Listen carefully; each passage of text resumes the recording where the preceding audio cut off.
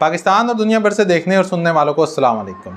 यूँ तो इमरान खान साहब के ऊपर 200 के करीब मुकदमात दर्ज हैं और रोज़ाना की बुनियाद पर इमरान खान साहब मुख्तलिफ अदालतों में पेश भी होते हैं, मगर 4 मुकदमात ऐसे हैं जिनके ऊपर PDM की गवर्नमेंट बहुत ज़्यादा फोकस किए हुए है और लगता है कि वो इन 4 मुकदमात में से किसी न किसी ऐसे मुकदमे में इमरान खान साहब को नाअहल करना चाहती है।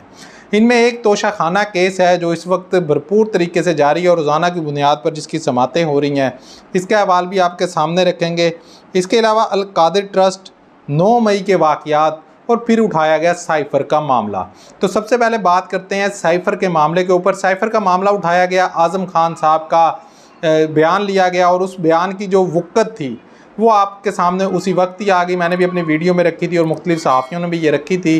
कि जो सरदिल अजीज़ इस वक्त जज हैं PDM के, यानी कि जस्टिस काजी फैज़ ईसा साहब, वो ही अपने एक फ़ैसले में जब इसहाक डार साहब ने 164 का बयान दिया था नवाज़ शरीफ के ख़िलाफ़, तो उस केस के अंदर जब उस केस को उन्होंने बंद किया तो वहाँ पर उन्होंने जो फ़ैसला दिया था, उन्होंने इस 164 के बयान को मुकम्मल तौर पर रद्द कर दिया था और उन्होंने कहा था कि ये बयान मुल्ज़िम की मौजूदगी के अंदर जज के सामने लिखवाना ज़रूरी था और इसके ऊपर मुल्ज़िम के वकील की जानिब से जरा भी होनी थी। जब ये सारा मामला नहीं हुआ तो इस 164 के बयान की कोई अहमियत नहीं है। इसी तरह जब उस बयान की कोई अहमियत नहीं है तो फिर आज़म खान साहब के बयान के ऊपर भी वो शराइत मुकम्मल नहीं की गई कि इमरान खान साहब मौका पर मौजूद होते और इमरान खान साहब के वकील को आज़म खान के ऊपर जरा का मौका दिया जाता। तो इस वजह से वो 164 का बयान जो है वो रद्दी की टोकरी के अलावा कुछ नज़र नहीं आता था। फिर साइफ़र के मामले के ऊपर जिस तरह इमरान खान ने गुज़श्ता दिन अपनी मुकम्मल उन्होंने एक वीडियो बनाकर मुकम्मल तफसीलात पाकिस्तानी अवाम को समझाई है, तो महसूस यही होता है कि साइफ़र के गुब्बारे से हवा निकल गई है जो हुकूमत बयानियाँ बनाना चाहती थी। अगर हुकूमत इसके अंदर आगे जाती है तो फिर हुकूमत के लिए अपनी भी मुश्किलात हो सकती हैं, क्योंकि इमरान खान साहब की जब हुकूमत गई थी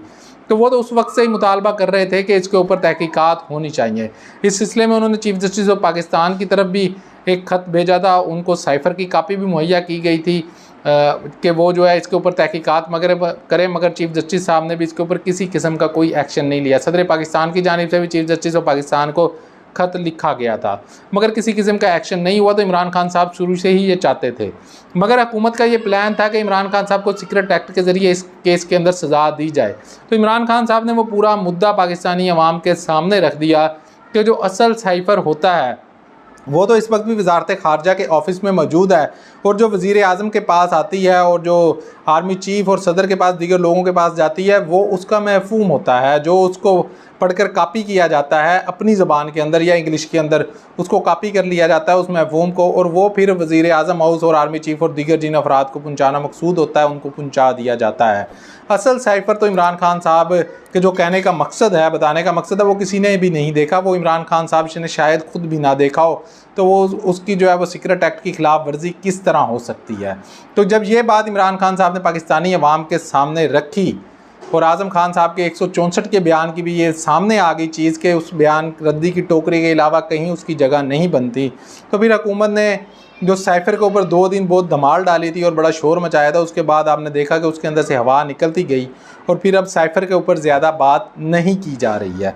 और साइफ़र का केस की यही हकीकत है, अगर ये केस आगे चलता है तो इसके अंदर हुकूमत को भी मुश्किलात हो सकती हैं। अब आते हैं 9 मई के वाक़यात के हवाले से। 9 मई के जब ये वाक़यात हुए तो इमरान खान साहब गिरफ़्तार थे,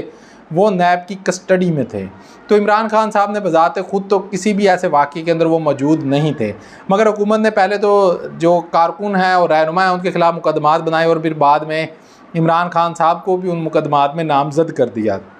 जब इमरान खान साहब ने मुख्तलिफ़ अदालतों से रुजू किया इन मुकदमात में ज़मानत के लिए, तो वहाँ पर एक फ़रीद बलोच साहब जज हैं जिन्होंने बड़ा ज़बरदस्त किस्म का फ़ैसला दिया और उन्होंने लिखा, जब इमरान खान साहब की ज़मानत उन्होंने अबूरी ज़मानत को कन्फर्म किया तो उन्होंने उस फैसले के अंदर अपने लिखा कि ये जो इमरान खान साहब को मुलव्वस किया गया है और इमरान खान साहब के बारे में ये राय दी जा रही है कि उन्होंने ये सारे वाक़यात के अंदर वो मुलव्वस थे, उनकी हदायत पर हुए, तो फिर उनका वो कह रहे थे कि फिर इसका मकसद तो ये है, ये कहा जा रहा है कि इमरान खान साहब ने शायद अपनी गिरफ़्तारी भी खुद ही करवा ली थी और इन तमाम इल्ज़ामात को मज़ाक़ा खेज़ उन्होंने जो है वो करार दिया। अब ये जो फ़ैसला है फ़रीद बलोच साहब का, इमरान खान साहब के वकला यही फ़ैसला लेकर हर उस जगह पर जाएंगे जहां पर 9 मई के हवाले से इमरान खान साहब का मुकदमा चलेगा और वो बताएंगे कि जज साहब ये फैसला केस सुनकर ये इसके ऊपर अपनी राय देते हैं कि ये मज़ाक़ा खेज़ है। तो फिर बाकी जो जजेज़ हैं वो भी उस तरह से अपनी मर्ज़ी नहीं कर सकेंगे, उनको भी फ़ैसला मेरिट के ऊपर ही करना पड़ेगा, जिस तरह फ़रीद बलोच साहब ने किया है। तो 9 मई के वाक़यात के अंदर ये बड़ा रिलीफ़ है इमरान खान साहब को, जो फ़रीद बलोच साहब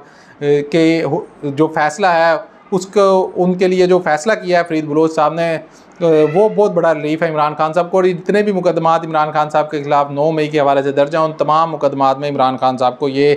रिलीफ़ मिलेगा। अब आते हैं जनाब अल कादिर ट्रस्ट पर। अल कादिर ट्रस्ट का आप जानते हैं कि करप्शन तो कहीं नज़र आई नहीं, सिर्फ एक इख्तियारात से तजावुज़ या कोई इस तरह की आप चीज़ कह सकते हैं। उसके अंदर जिसके पर इल्ज़ाम लगाया जाता है कि इमरान खान साहब ने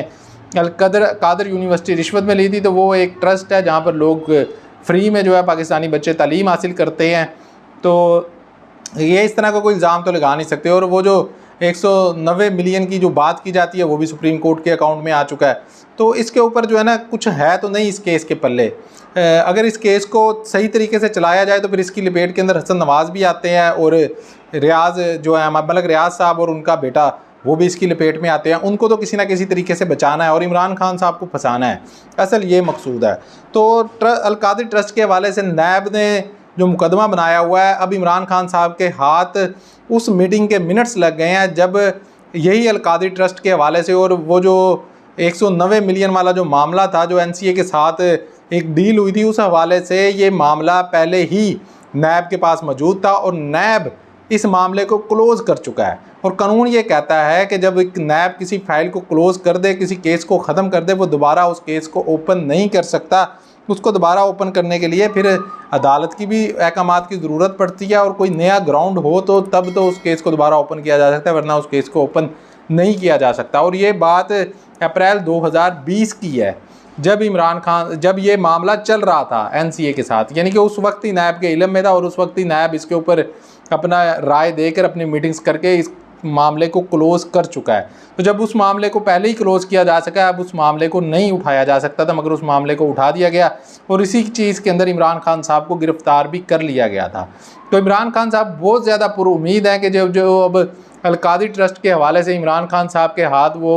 नैब की मीटिंग के मिनट्स लगे हैं, तो इमरान खान साहब ना सिर्फ इसलिए पुरुम्मीद हैं कि मेरे ऊपर अब ये कोई मुकदमा नहीं चल सकता, ये ख़त्म हो जाएगा, बल्कि वो कह रहे हैं कि मैंने चेयरमैन नैब के ऊपर, उन्होंने बदनीति के ऊपर जो है मेरे ऊपर मुकदमा दर्ज करवाया, जबकि जिन लोगों ने उस मीटिंग के अंदर इस जो केस है इसको क्लोज़ करने का फ़ैसला किया था, उनमें से अब 4-5 ऑफिसर अब भी मौजूद हैं नैब के अंदर। तो वो कहते हैं कि चेयरमैन नैब ने बदनीति की है, तो उल्टा मैं चेयरमैन नैब के ऊपर केस करूंगा। पहले भी इमरान खान साहब जो हद के इज़्ज़त का दावा उनके खिलाफ कर चुके हैं। तो अब आते हैं तोशा खाना मामले के अंदर। तोशा खाना के अंदर कुछ भी नहीं है, इस केस को अगर मेरिट पर सुना जाए तो कुछ भी नहीं है। अलबत्ता नवाज़ शरीफ और आसिफ अली जरदारी और दीगर लोग इसके अंदर फंसते हैं। मरीम नवाज़ भी फंसती हैं, गुना कि उन्होंने जो BMW ली थी वो बाद में आपने देखा कि मंसूर खान साहब के प्रोग्राम में वो कह रही थी कि मुझे तो पता ही नहीं है जी वो कहाँ से आ गई।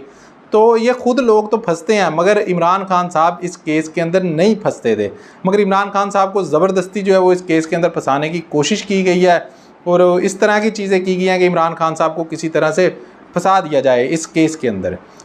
जो तोशा खाना का है। मगर तोशा खाना केस जो है वो बड़ा क्लियर है, 20% का कानून है, इमरान खान साहब ने वो पैसे दिए हैं। सिर्फ मामला ये निकाला जा रहा है कि FBR के रिटर्न के अंदर जब आपने जमा करवाए हैं तो वहाँ पर आपने फ़लाने खाने के अंदर ये चीज़ लिखनी थी और फ़लाँ जगह पे लिखी थी, यानी कि टेक्निकल चीज़ों की बुनियाद बनाकर इमरान खान साहब को सज़ा देने की कोशिश की जा रही है। तो फिर आवाम के अंदर यही फैलाया जाएगा कि देखें जी करप्शन के अंदर जो है वो हो गए और इन्होंने जो है तोशा खाना से चोरी की थी, जिस तरह के बयानियाँ बनाने की कोशिश करती है नून लीग। मगर मामला कुछ और है।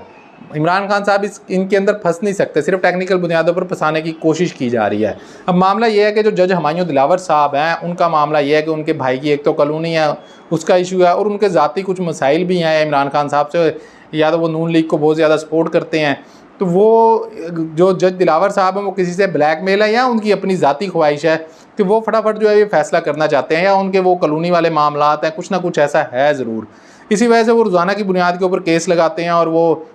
ये भी नहीं देखते कि हाई कोर्ट के अंदर या सुप्रीम कोर्ट के अंदर इस केस की समाअत चल रही है, मगर वो रोज़ाना सुनना चाहते हैं। अब अगर तो मेरिट के ऊपर सुना जाता तो हाई कोर्ट के अंदर जब इसकी समाअत चल रही थी हाई कोर्ट ने स्टे नहीं दिया। हाई कोर्ट के अंदर जब इमरान खान साहब 3-4 दरखास्तें मुख्तलिफ इस हवाले से लेके गए हैं, तो हाई कोर्ट के जो चीफ जस्टिस साहब हैं आमिर फ़ारूक साहब, जिनके ऊपर बाकायदा इमरान खान साहब दरख्वास्त दे चुके हैं कि आप मेरे केसेस ना सुनिए, बाकी जो इस्लामाबाद हाई कोर्ट के 8 जजेज़ हैं, उनमें से किसी के पास भी मेरा केस लगा दें, मगर जो चीफ साहब हैं वो मेरा केस ना सुने। मगर हर केस इमरान खान साहब का चीफ साहब ने खुद ही सुनना है और अपने पास लगा कर फिर उसको डिले में डाल देना, ताकि नीचे हुमायूं दिलावर जो है वो फैसला कर दे और बाद में ये जो दरखास्तें मेरे पास आई हैं इनकी कोई वैल्यू ना रहे। इसी सिलसिले में इमरान खान साहब के वकला ने फैसला किया था सुप्रीम कोर्ट से रजू का। सुप्रीम कोर्ट में वो गए हैं तो सुप्रीम कोर्ट ने इमरान खान साहब को बहुत ज़्यादा रिलीफ तो नहीं दिया, ना उन्होंने हुमायूं दिलावर साहब की अदालत में ये कहा कि इस केस को फ़िलहाल रोक दिया जाए जब तक ऊपर की दरखास्तों का फैसला नहीं होता, और ना ही उन्होंने ये कहा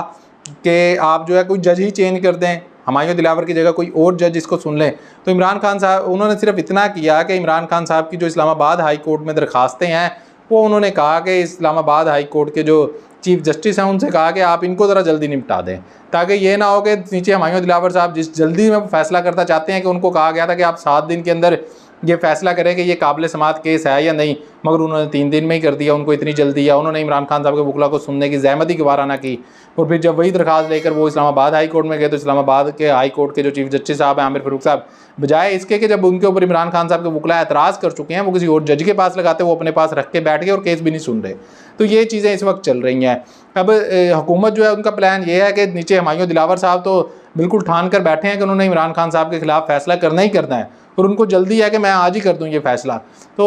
जो PDM है उनकी कोशिश ये है कि हुमायूं दिलावर से फैसला लिया जाए इमरान खान साहब के खिलाफ, उसके बाद जाएंगे इमरान खान साहब हाई कोर्ट के अंदर रिट करेंगे। हाई कोर्ट के अंदर जो बैठे हुए हैं आमिर फ़ारूक साहब, वो इमरान खान साहब की रिट को सुनेंगे ही नहीं, वो लटकाते रहेंगे। वो अगर सुनना शुरू भी करेंगे तो 3-3 महीने की 4-4 महीने की पेशियाँ लगा देंगे। इमरान खान साहब ना सुप्रीम कोर्ट जा सकेंगे और ना कहीं और जा सकेंगे, गुना के चीफ जस्टिस साहब इस्लामाबाद हाई कोर्ट उनके हैं। तो इसी चक्कर के अंदर फिर इलेक्शन भी हो जाएगा और वक्त जो है वो गुजर जाएगा। उसके बाद फैसला होता रहे, आमिर फ़ारूक साहब जो हैं वो chief justice of Islamabad high court ना रहें, कोई और आ जाए, फिर फैसला होता है तो होता रहे, मगर एक दफ़ा जो है वो इमरान खान साहब को रगड़ा लग जाए और इमरान खान साहब इलेक्शन की दौड़ से बाहर हो जाए। ये है PDM का मंसूबा। अब इस मंसूबे को नाकाम बनाने की इमरान खान साहब की वकला की जो टीम है वो हर मुमकिन कोशिश कर रही है। इसीलिए उन्होंने इस्लामाबाद हाई कोर्ट का बार बार दरवाज़ा खटकाया। जब इस्लामाबाद हाई कोर्ट के चीफ जस्टिस साहब, जो कि इस वक्त समझे कि एक किस्म की वो भी हुमायूं दिलावर की तरह पार्टी बने हुए हैं, हुमायूं दिलावर साहब खुलकर सामने आ गए हैं, वो ज़्यादा खुलकर सामने नहीं आ रहे। तो उन्होंने जब उनकी बार बार दस्तखत के बावजूद उनकी दरखास्तें नहीं सुनी तो फिर वो सुप्रीम कोर्ट गए। अब सुप्रीम कोर्ट ने हुक्म दिया कि आप पहले ये दरखास्तें सुनें। उन दरखास्तों के अंदर ये दरखास्त भी है कि ये केस सुना ही नहीं जा सकता। उसकी वजह यह है कि जो कानून है, कानून के मुताबिक तोशाखाना से अगर कोई चीज़ ली गई है उसके 120 दिन के अंदर अंदर जो है वो केस करना होता है। वो केस 120 दिन के अंदर किया ही नहीं गया, वो वक्त गुजर चुका है। तो अब ये केस करने का कोई मकसद बनता नहीं है, क्योंकि वो वक्त गुजर चुका है। कानून के मुताबिक वक्त गुजरने के बाद आप ये केस नहीं कर सकते। उसके बाद ये केस सबसे पहले मजिस्ट्रेट ने सुनना था, मियाँ वाली के मजिस्ट्रेट ने सुनना था, क्योंकि इमरान खान साहब मियाँ वाली से हैं, मगर ये केस इस्लामाबाद के सेशन जज सुन रहे हैं। तो मजिस्ट्रेट की बजाय सेशन जज क्यों ये केस सुन रहे हैं, ये भी एक मामला जो है वो भी पेंडिंग है। इसके अलावा जो उन्होंने फैसला दिया है, ये केस काबिल समात है। सेशन जज साहब ने ये फैसला दे दिया, जो कि हाई कोर्ट ने उनको कहा था आप 7 दिन में फैसला करें। उन्होंने इमरान खान साहब के वकला को सुने बगैर 3 दिन में फैसला कर दिया। अब उसको भी चैलेंज किया हुआ हाई कोर्ट में कि ये केस काबिल समात ही नहीं है। वो भी आमिर फ़ारूक साहब साइड पे रख के बैठे हैं, वो सुनने को तैयार नहीं है। अब इस्लामाबाद के जो हाई कोर्ट के चीफ जस्टिस साहब हैं आमिर फ़ारूक साहब, उनको सुप्रीम कोर्ट का हुक्म आया कि आप इन केसेस को जल्दी सुने। तो अब देखते हैं कि आमिर फ़ारूक साहब क्या करते हैं, या उसी तरह डिले के ऊपर जाते हैं ताकि नीचे से मतलब कि प्लानिंग तो यही है ना कि नीचे से जो हुमायूं दिलावर वो फैसला दे दें, फिर ये जो ऊपर दरखास्तें दी हुई हैं इनकी कोई वैल्यू ही नहीं रहेगी। जब सज़ा हो गई फिर तो वो नई सज़ा, उस सज़ा को जो है वो चैलेंज करेंगे हाई कोर्ट में, और फिर वो हाई कोर्ट के जज साहब जो उसको भी दबा कर बैठे रहें कई महीने और इसी में इलेक्शन हो जाए। ये है प्लानिंग असल में PDM की। मगर अगर मेरिट के ऊपर सुना जाए तो इस तोशाखाना केस के अंदर कुछ भी नहीं है, बल्कि मेरिट के ऊपर सुन के मरीम नवाज़ को, नवाज़ शरीफ को, जरदारी को और दीगर लोगों को बुलाया जाए तो फिर आपको पता चलेगा कि उनके पल्ले क्या क्या और वो क्या कुछ लेकर गए हैं। और गैर कानूनी तौर पर 5 गाड़ियां भी लेकर जा चुके हैं जरदारी साहब और नवाज शरीफ साहब। मगर आपको पता है कि मेरिट की इस वक्त धज्जियां उड़ाई जा रही हैं, इस वक्त कंप्रोमाइज़ हो चुकी हैं ये अदालतें। चाहिए तो ये था कि जब किसी जज के ऊपर मुलजिम की जानिब से एतराज़ कर दिया जाए तो उस जज को खुद ही इस केस से अलग हो जाना चाहिए। जिस तरह के अभी आपने देखा चंद दिन पहले मंसूर अली शाह साहब के ऊपर एतराज़ किया अटार्नी जनरल ने, तो मंसूर अली शाह साहब जो मिलिट्री कोर्ट्स में सिविलियन के मुकदमेआत का केस था उससे वो अलग हो गए। इसी तरह जो है वो अगर इमरान खान साहब एतराज़ कर रहे हैं हुमायूं दिलावर के ऊपर और chief justice of Islamabad high court Aamir Farooq साहब के ऊपर, तो उनको चाहिए था वो खुद ही इन मुकदमात से अलग हो जाते। मगर chief justice of Islamabad high court वो तमाम जितने भी केसेस आते हैं इमरान खान साहब के वो अपने पास लगाते हैं, वो किसी और जज के पास जाने ही नहीं देते। और इसी तरह हुमायूं दिलावर साहब के ऊपर बार बार एतराज़ात किए गए, बार बार इमरान खान साहब के वकला एतराज़ कर रहे हैं, मगर वो भी ये कहते हैं कि नहीं जी केस मैंने ही सुनना और बड़ी जल्दी में वो फैसला करना चाहते हैं। तो इसलिए नज़र ये आता है कि फ़िक्स्ड हो चुकी हैं ये चीज़ें, ये जो है वो फैसला PTM की जानिब से कर लिया गया और वकला जो इस वक्त के जजेज़ हैं हमारे वो कंप्रोमाइज़ हैं इमरान खान साहब को सज़ा देने के हवाले से। इसीलिए इतनी जल्दी में मुकदमात भी सुने जा रहे हैं और फिर इमरान खान साहब के जो